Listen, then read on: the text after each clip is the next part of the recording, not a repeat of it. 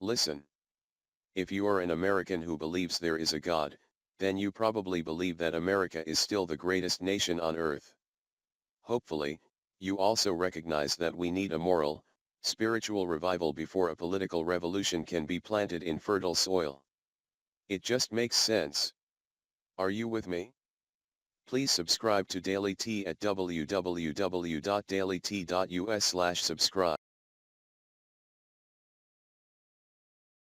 Two Infamous Days. Commentary by George Rogers Clark.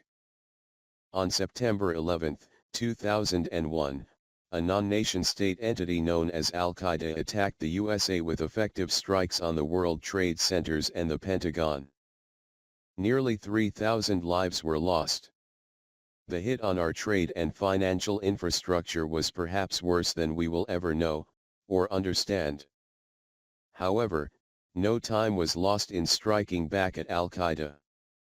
The money and blood spent on the war on terror through 2008 were great. But a great nation unaccustomed to asymmetrical warfare fought valiantly and learned quickly. We learned it is hard to defeat an enemy that is largely indistinguishable from civilians. Still, pitched battles like Fallujah were devastating for the enemy. Many of the bad guys eventually discarded their weapons and hid in plain sight. Some of them returned to Iran. Cities were being rebuilt. People began to venture out of hiding. Neighbors in Iraq began to greet and help each other again.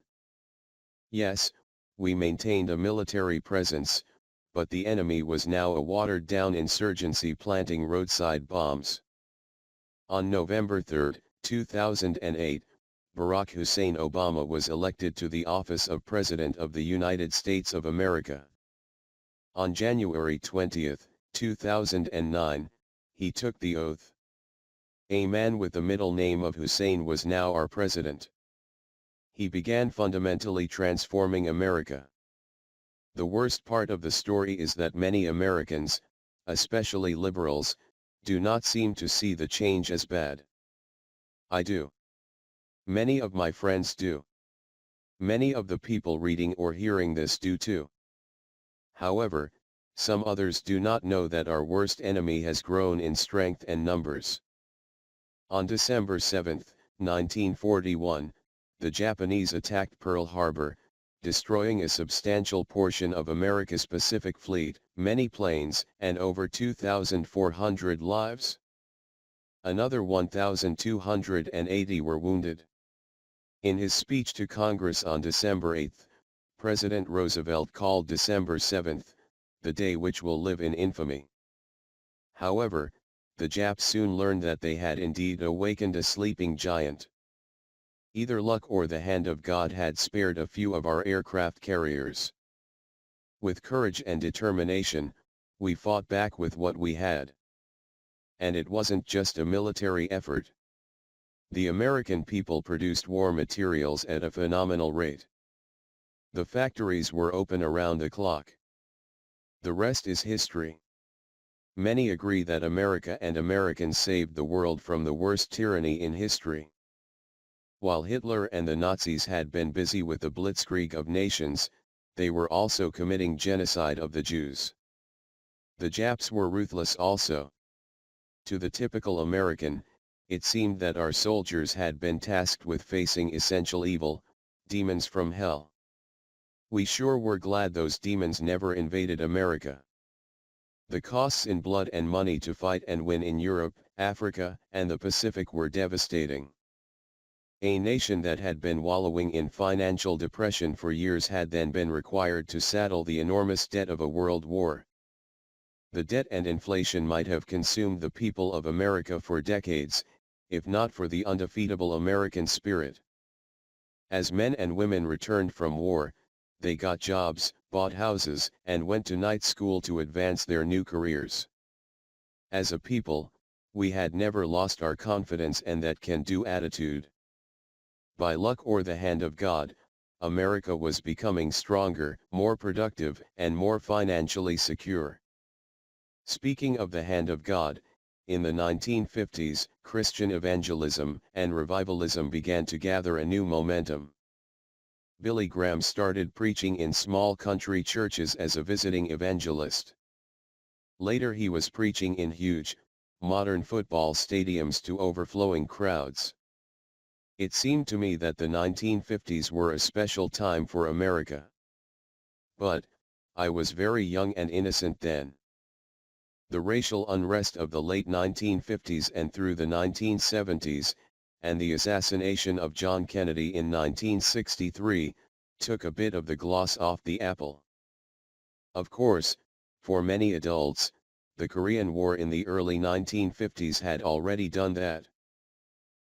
The Vietnam War was my wake-up call. National pride made me want to kick some ARVN and Viet Cong butt and get the hell out of there. At the same time, clear-eyed reason told me we had no right reason to be there. It was not a just war. If a pushback against the spread of communism was our goal, we needed to either pick our fights better or at least fight to win. The problem was not with our military. It was McNamara, Johnson, and the cabal of high-dollar, suit and tie prostitutes in Washington.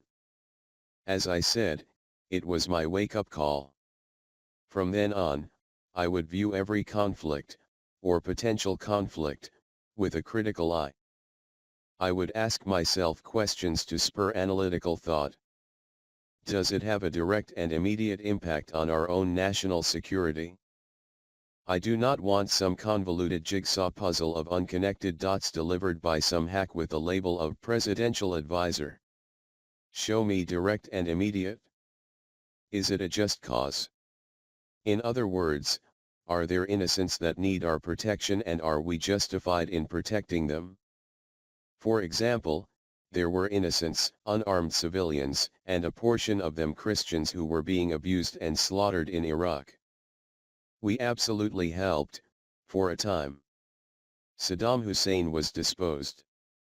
The insurgents were gradually beat back to a point where there was some order.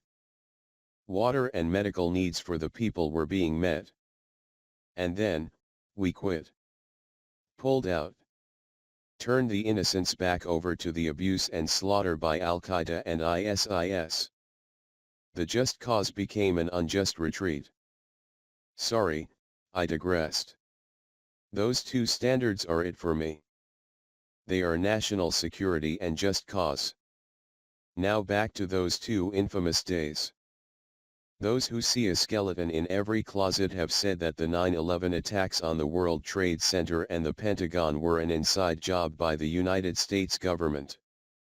Basically, they blame it on George Bush and then Secretary of Defense, Donald Rumsfeld. Well, sure, they usually throw Vice President Dick Cheney in there somewhere too. I say that 9/11 was an infamous day because a relatively small force of Islamic radicals succeeded in inflicting what could have been crippling damage to the USA. However, they awakened a sleeping giant. It brought the United States forces to bear in Afghanistan and then Iraq. Stopping Al-Qaeda and disposing of Saddam Hussein met two objectives: national security and a just cause. The later, virtual surrender and withdrawal by the Obama administration, is another subject. In the days and months following December 7, 1941, some naysayers, similar to those we have today, said that elements of our government, including President Roosevelt, welcomed the attack on Pearl Harbor. I say that December 7th was an infamous day because a large force of imperialistic Japanese military succeeded in inflicting what could have been crippling damage to the USA. However, they awakened a sleeping giant. It brought the United States forces to bear in a world war that the good guys had been losing. Stopping Japan and Germany met two objectives: national security and a just cause. Make no mistake. The war between good and evil is sometimes tangible. It is clear that America has been in some conflicts that were not clearly necessary or just. It is equally clear that sometimes there are just causes that we cannot decline. Sometimes, there are national security factors that we cannot ignore. It seems I am back to the key point. It is impossible to always be right while being steadfastly categorical, even about war. It is impossible to always be right while steadfastly stuffing everything into categories, compartments, pigeonholes, and shoeboxes. Thank you for your time. George Rogers Clark. www.dailyt.us